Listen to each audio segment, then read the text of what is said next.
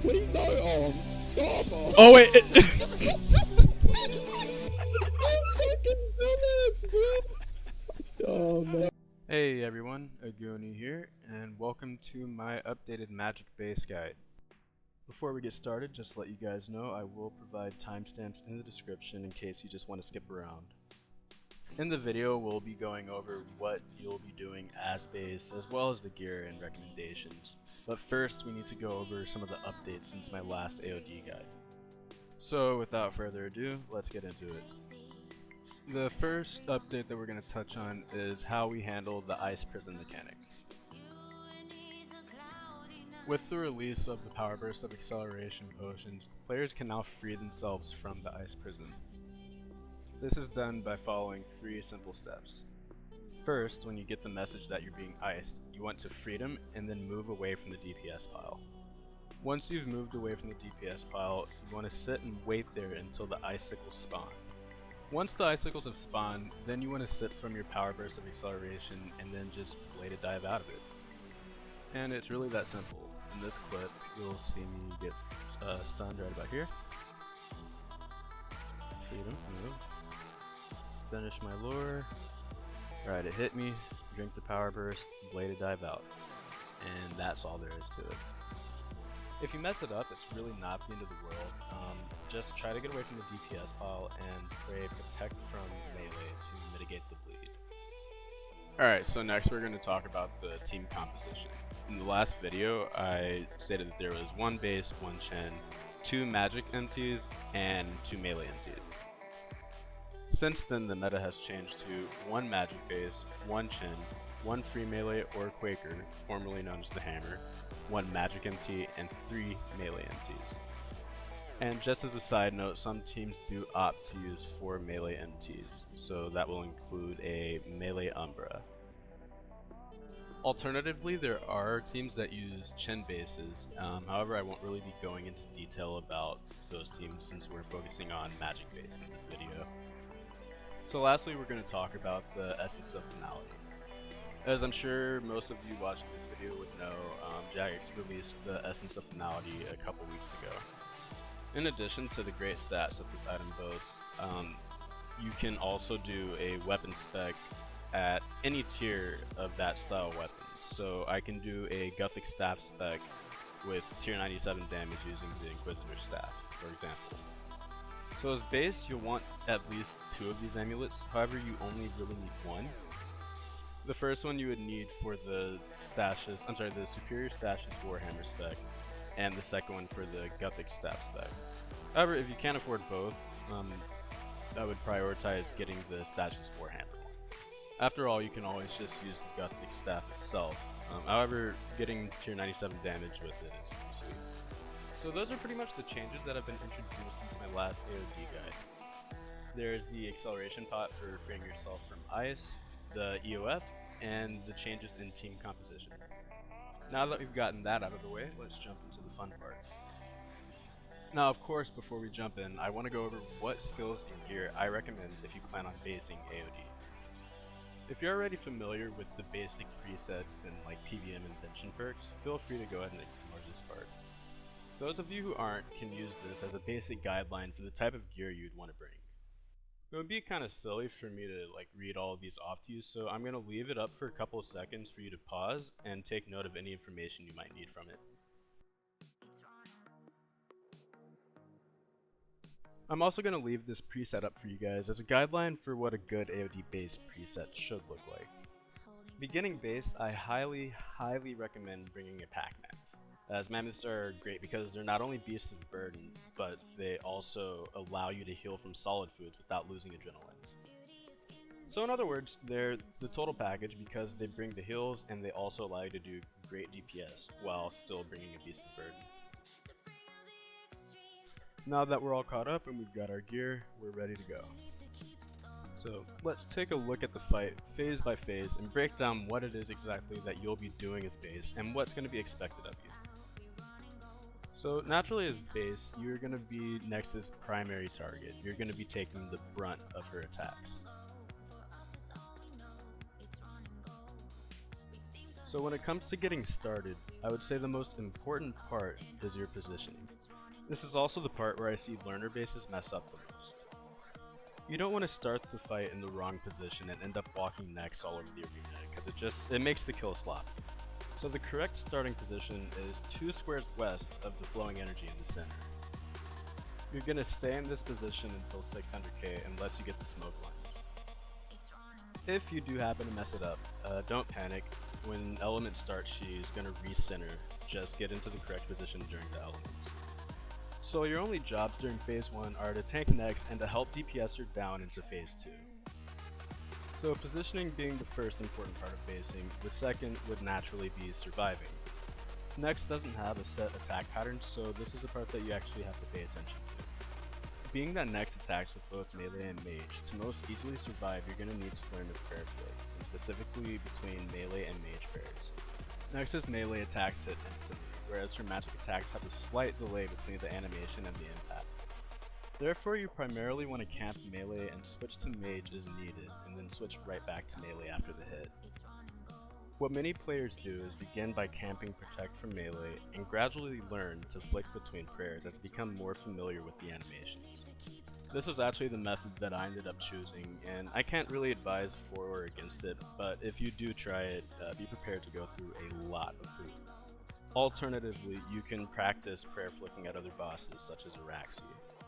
So that's phase 1 in a nutshell, just getting the positioning right, tanking next, and DPSing. So I'm not going to go into too much detail about DPS rotations in this guide, but I will post links to Discords that have some pretty good spreadsheets. But that's phase 1 in a nutshell. Position, DPS, survive. Now let's move on to phase 2.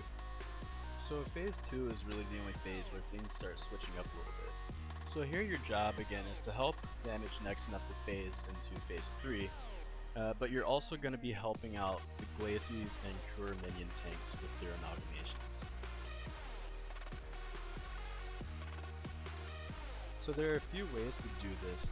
The best that works in my opinion is to threshold next, and then you want to Dragon Breath the Cure amalgamation. It's going to hit both next and the amalgamation, and then switch to the Glacies amalgamation and help finish that one. Lastly, you're going to need to Vuln next at 1.8. I find this easiest done when I'm helping the Glacies amalgamation. I go ahead and toss a Vuln bomb while I'm taking that amalgamation out. So now we're into phase 3. And this phase, there's really not much anything different from phase 1. Phase 3 is just tanking and DPSing next until she phases at 600k. The only things that you really have to keep an eye out for are the ices and the smokes. For eastbound smokes, you want to take one step south after you receive the warning that you're going to be getting a smoke. Once you've moved, let next do 2 auto attacks, and then move back to your starting position. If your timing was right, then the smoke will drop 1 pace south of the center. So the other phase 3 mechanic, not including pools, is the ice prison. They can be a little bit trickier to handle as base. If you get ice before reaching 750k life points, you should probably let your team know, and they should come in free. However, they might not, so be prepared to tank it and just continue the kill. It kinda sucks. Otherwise, yeah, you just want to freedom and start your lure. You're gonna get iced in the middle of it. Once it hits, power burst, bladed dive out of it, and finish your lure. So speaking of luring, let's finish up this kill. So luring can be tricky to get down at first, but it's really important to get down. If you don't lure in time, you risk giving your teammates shadows, which often ends up in at least some of them dying. So this diagram shows the basic luring method, assuming normal order, so UCGF. The lure pretty much stays the same, only the pillar changes. It gets a little tricky when it's like C or F first, but I'll try to elaborate on that in a second. So lure, when you're approaching about 640 through like 620k life points, you want to go ahead and bladed dive and surge to the wall. The route you lure, however, depends on the pillar order. If the pillar order begins with Umbra or Glacies, you always want to bladed dive and surge against the west wall. If it begins with Fumus or Krur, you want to bladed dive and surge to the east wall. So if the order is Umbra, Glacies, Krur, Fumus, you bladed dive and surge against the west wall and continue south until you reach the corner which the F pillar is in. then continue eastwards towards Umbra until you cross the center line. This should cause Nex to end up positioned in a way that she won't move within attack range of your teammates if you end up getting a bomb. Also, in luring Nex, you always want to stay against the wall until she's positioned. Moving around in the quadrant can kind of make her like move into these weird positions, and she'll end up like having an attack range across like almost the entire arena. But once I have Nex positioned, I go ahead and Ingenuity and hammer her, and then I vuln her, and then I just build until my teammates arrive. During this time, you definitely want to cycle your defensives like Resonance and Devo and stuff to help you stay alive. Once they've arrived, go ahead and vuln the pillar, help them finish it, and finish the kill from there. That's it. So now that we've went over basing phase by phase, let's look at a kill all the way through. So starting out, you always want to build to 100 and Natty and ult, so you can start the kill like already Zerg, Sunshine, etc.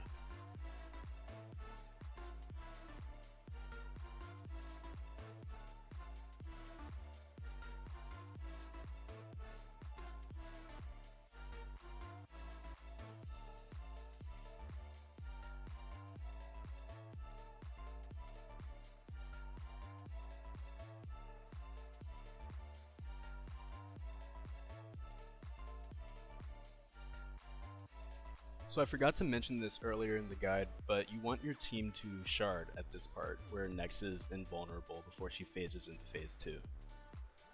I'll expand further on this at the end of the kill. But back to the kill, I threshed Nex, Dragon Breath, Glacies, and vuln Nex as I was helping Truer.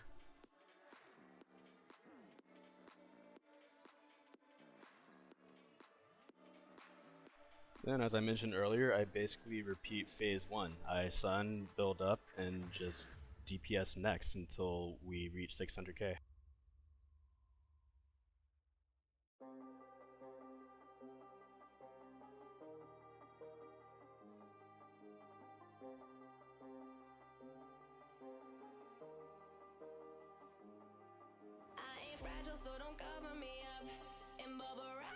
So the order here was Umbra, Glacies, Fumus, Truer. So I went ahead and bladed dive and surge against the west wall, made my way north, and then worked my way towards the Glacies pillar until I reached that middle line, and then I went back.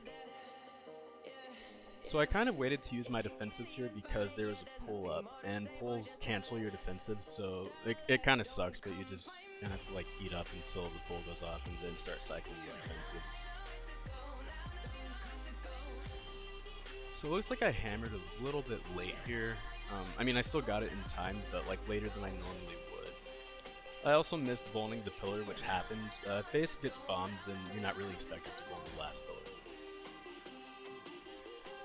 But what I was saying earlier about shard, so in this last phase, you as base get to shatter Nex, so that's up to 30k damage.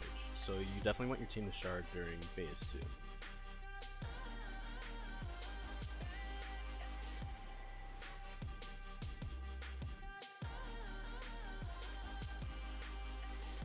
So that pretty much wraps up the video.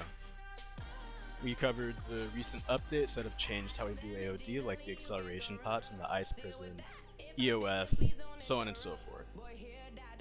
And of course we looked at what the base does, what the base's job is each phase, the gear needed, etc. I try not to get too tunnel vision into details, so if there's anything that I didn't cover, feel free to ask in the comments, or if there's something important that you think I missed, let me know.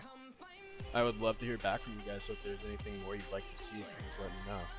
If you liked the video, please leave a thumbs up, and if you want to see more, please subscribe for more content. Thank you guys so much for watching, and good luck at AoD. Gotcha, bitch!